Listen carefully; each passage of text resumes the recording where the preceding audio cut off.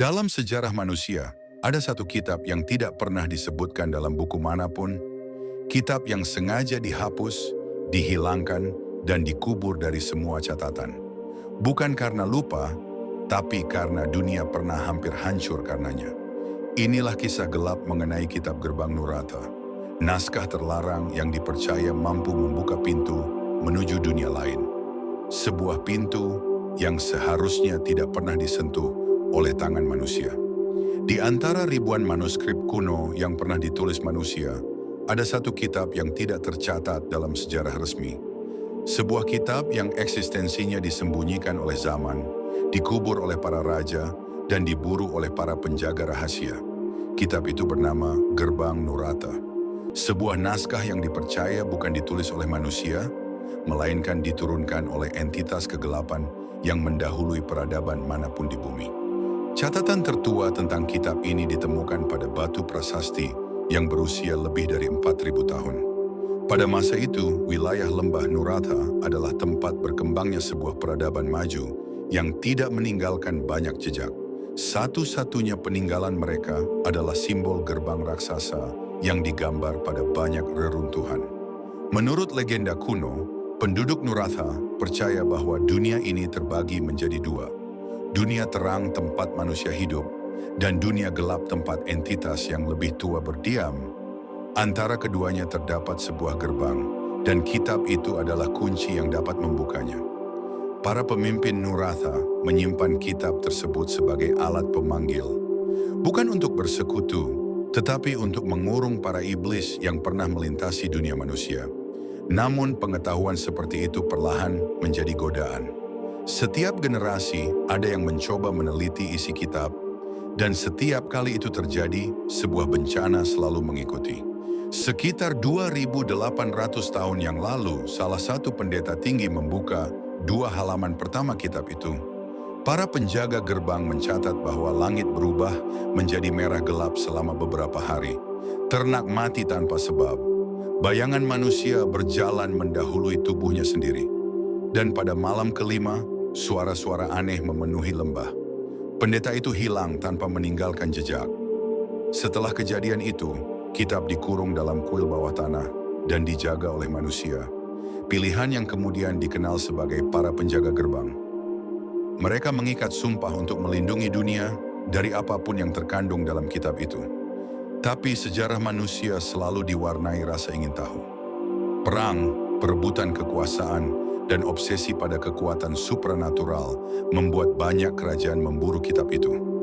Catatan-catatan rahasia menunjukkan bahwa dalam kurun 1.000 tahun, kitab berpindah tangan lebih dari 6 kali. Setiap kali kitab itu ditemukan, sebuah peradaban hancur tak lama kemudian.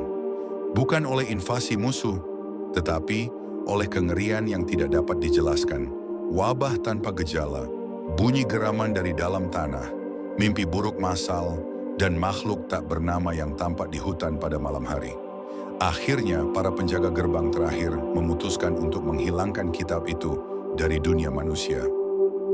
Mereka memindahkannya ke lokasi yang tidak tercatat dan membangun perpustakaan kuno tepat di atasnya. Tempat itu menjadi ruang penyimpanan paling terlarang dalam sejarah mereka. Berabad-abad berlalu, dunia berubah, kerajaan runtuh, teknologi berkembang, namun garis keturunan penjaga gerbang tetap hidup dalam diam, menjaga warisan rahasia itu. Sampai akhirnya, pada abad modern, terjadi sesuatu yang tak pernah terjadi sebelumnya. Sang penjaga terakhir hilang. Hilang begitu saja di dalam perpustakaan tua yang dibangun oleh leluhurnya sendiri. Catatan pengawas setempat hanya menyebutkan satu kalimat. Ia pergi ke ruang bawah tanah dan tidak pernah kembali. Setelah hilangnya penjaga terakhir, barulah kebenaran mulai terbongkar. Seorang peneliti muda, tanpa sepengetahuannya, menemukan anak tangga menuju ruang penyimpanan lama. Ia menemukan debu beracun, ukiran kuno, dan pada akhirnya, kitab hitam yang setelah ratusan tahun masih terlihat seolah baru ditulis kemarin. Dalam katalog kuno, kitab itu tidak terdaftar. Bahkan perpustakaan itu sendiri tidak punya catatan tentangnya.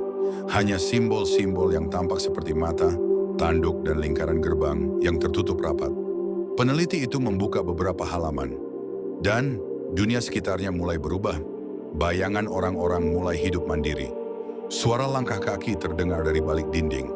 Hewan-hewan di sekitar perpustakaan menghilang. Dan malam terasa lebih panjang daripada seharusnya. Catatan-catatan berikutnya menjadi semakin kabur. Hanya tersisa rekaman kamera yang rusak, laporan masyarakat lokal, dan simbol-simbol yang mulai muncul pada dinding perpustakaan. Banyak ahli percaya bahwa peneliti tersebut secara tidak sengaja melemahkan segel kuno yang menjaga dunia ini.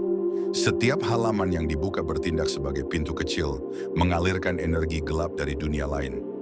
Entitas yang disebut dalam naskah kuno sebagai Ravka, pemimpin dunia gelap, diyakini mencoba menembus batas kedua dunia sekali lagi.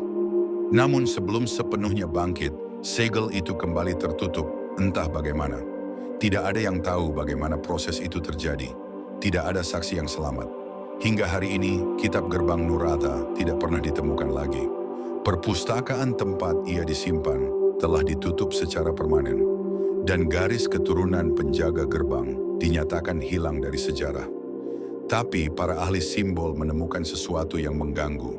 Sebuah tanda baru yang bukan bagian dari naskah lama muncul pada dinding reruntuhan. Tanda itu menyerupai mata hitam yang mengawasi, seolah-olah sesuatu masih menunggu.